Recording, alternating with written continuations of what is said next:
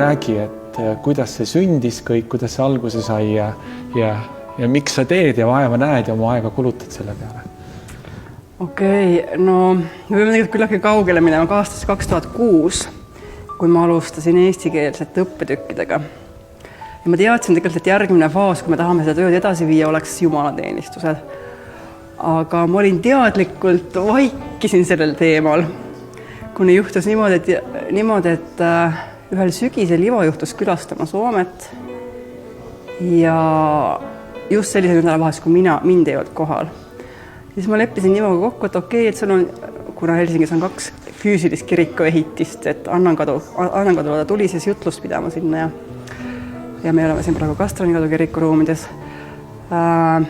Ma leppisin Ivoga kokku, et ta peab eestlastele siis õppetüki ka, kuna selle ajal veel Annankadul oli ka selline komme, et kõik õppetükid peetakse suures saalis, et ei ole väikseid gruppe. Ma mõtlesin Ivole, kuule, et eestlastel on oma grupp seal ja mind ei ole, aga ma palun rahval sinna tulla. Ja seal on ilmselt siis Sagariga mingi ajurünnak neil oli ja seal Ivo ütles välja selle idee, et võiks hakata tegema eestikeelseid jumalateenistusi.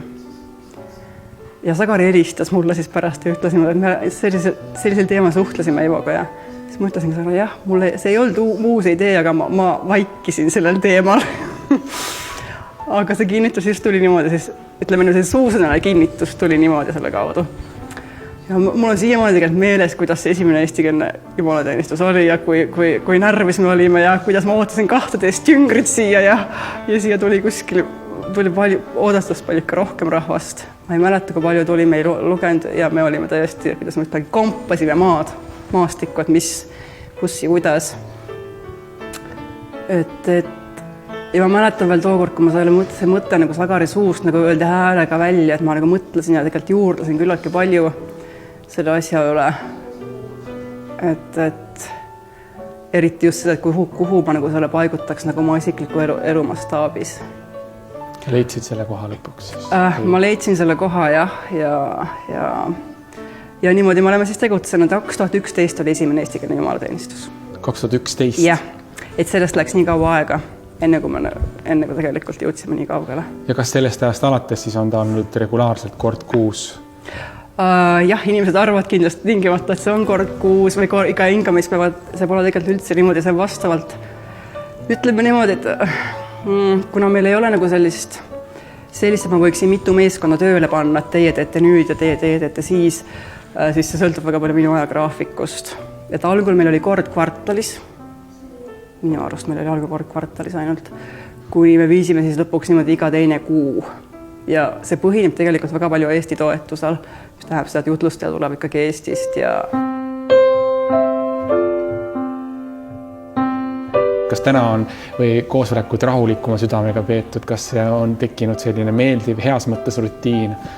Kuidas ma ei ole selline, ütleme, ma ei ole tiiva ega lava inimene ja kõige sellega nagu harjuman, et sa oled ikkagi eesotsas inimestega ja siis sa hakkad mõtlema, kui sa tegelikult võiks öelda, et ma koordineerin seda tööd, ma hakkasin mõtlema inimeste armuannetele, kuidas ma võin inimesi rakendada ja kõike sellist asja tegelikult, sest okei, teile pastoritel on ka oma töö ja roll siin ja teil on tegelikult tööpäev, aga kõik see taustatöö on minu kanda ja nende inimeste kanda, keda ma palun siis teha tööd ja alati tuleb arvestada sellega, et äkki keegi haigestub või tuleb mingi olukorra muutus, et see ei ole, sa võid küll kava paika panna, aga alati neid liikuvad osasid olemas selle asja juures.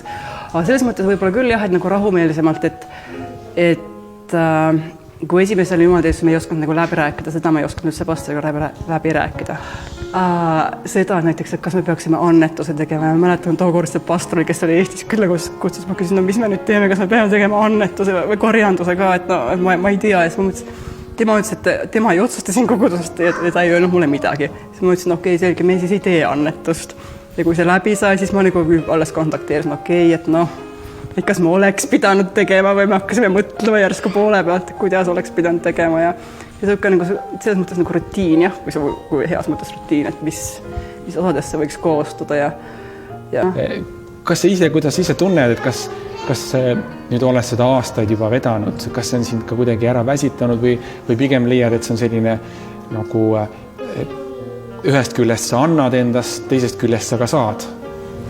Ma tegelikult saan, ma tundsin tänagi, et ma sain, et ma saan kinnitust, ühesõnaga see suhe, vertikaalne suhe, et seda see kinnitab. Ja siin on muidugi ka see kultuuriline aspekt, et eestlased kipuvad võõras kultuuris sulanduma väga kergelt ja nad ei too seda oma eestlust esile, et mina olen eestlane, ma olen uhke selle üle, me võime selle lauluväljakul ka laulda, olen eestlane, olla uhke hää, aga kui me läheme välismaale, me kipume sulanduma. Ja üks aspekt on tegelikult ka see, et väärtustada seda oma kultuuri ja just ühesõnaga usu kaudu. Et seal võõras riigis sa ei kaota seda oma usku. Sul on oma kogukond, kus sa võid käia.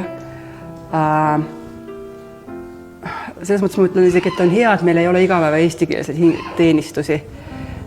Selles mõttes, et neil säilib kontakt selle maaga riigiga, kus nad elavad. Ja samas neil on ka võimalus nautida, ütleme seda mugavustsooni. Et nüüd me oleme eestlased koos, me räägime oma emakeeles, me teame, kui me räägime teatud asjadest, mida need tähendavad meie kultuurikeskkonnas, et sa ei pea pingutama ja eriti tähtis tegelikult see nendele inimestele, kes tulevad siia täiesti nagu, kes ei oska üldse keelt. Et see nagu aitab kaasa nende usuelule, et nad ei jää eemale. Ja tegelikult ka käib sellist rahvast, kes, kuidas ma ütlen, kes tegelikult ei ole adventistid.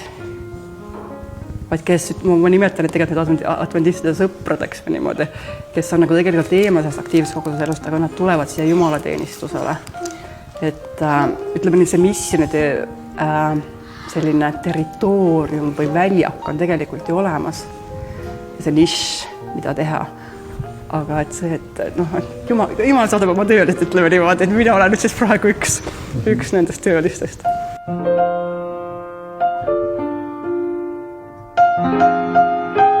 Eestlastel on omad harjumused, omad soovid.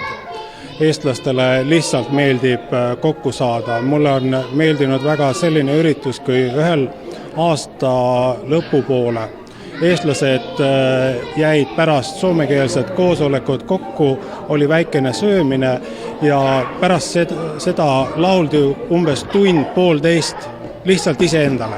Kõik istusid, võtsid laulud ja lihtsalt laulsid. Eestlastele meeldivad sellised asjad. No Eesti koosolekutel ma käin alati siin, aga aeg-ajalt ma ikka ütlen, et ma olen nüüd Põltsamaal. Kuna sealt tulevad ülekanded ja siis ma eelistan jääda koju kuulama Põltsamaad. Kui 20 aastat olen juba Suomes nagu olnud, aga siis Eesti grupiga koos ei eriti pikka aeg. Olen ikkagi nagu sündinud Eestis 60. aastatel ja Eestis on möödunud lapsepõlv ja noorus ja Eesti kogudus on küllaltki lähedane ka minule. Nii et siin saab rääkida nagu oma emakeelt. Mul on selline nagu lootus, selline nagu mõte, et kui nüüd adventkoguduse liikmetel Eestis oleks nüüd jõudu ja tahtmist ja peale hakkamist, et meil oleks nagu julgust teha tööd inimeste keskel, eriti linnades, et me kas või läheksime inimeste juurde ja kui on sobiv võimalus, räägiksime nendega, pakuksime neile ajakohast kirjandust, Escape Connect lehti, võib-olla ka midagi muud. Ja mul on väga palju kogemust selles töös ja ma olen pannud tähele, et sellist tööd küll vajatakse. Aga peab olema nagu julgust ja peale hakkamist ja muidugi palve peab olema, ilma palveta me ei saa midagi teha. Mina olen Uno Kanarbük siin ja ma saadan terviseid Helsingi Eesti koguduse rühma poolt, Pärnu kogudusele, kogu minu pere poolt ja minu laste poolt.